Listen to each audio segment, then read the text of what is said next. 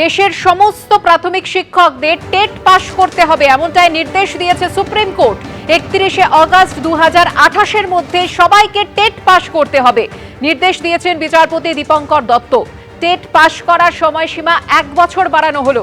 কথা বলবো আমাদের প্রতিনিধি সৌভিক মজুমদারের সঙ্গে। সৌভিক, বিস্তারিত জানাও।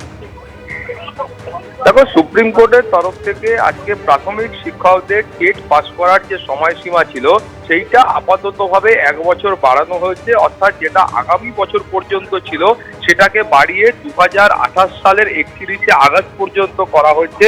অর্থাৎ গোটা দেশে যে প্রাথমিক শিক্ষকরা এখন শিক্ষকতা করছেন এবং যারা এখনো পর্যন্ত টেট পাস করেননি তাদের প্রত্যেককে কিন্তু এই সময়সীমার মধ্যে তাদেরকে টেট পাস করতে হবে।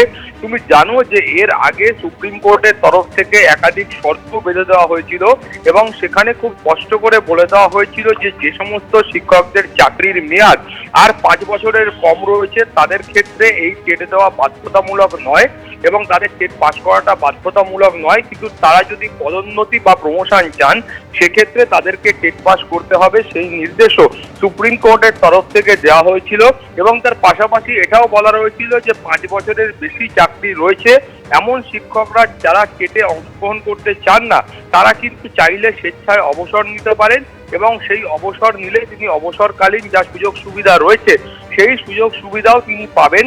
এই নির্দেশ সুপ্রিম কোর্টের তরফ থেকে দেওয়া হয়েছিল। তারপরে তুমি জানো যে গোটা দেশ জুড়ে রিভিউ পিটিশন ফাইল করা হয় সুপ্রিম কোর্টে এবং যার প্রেক্ষিতে আজকের এই নির্দেশ। ধন্যবাদ সৌভিক।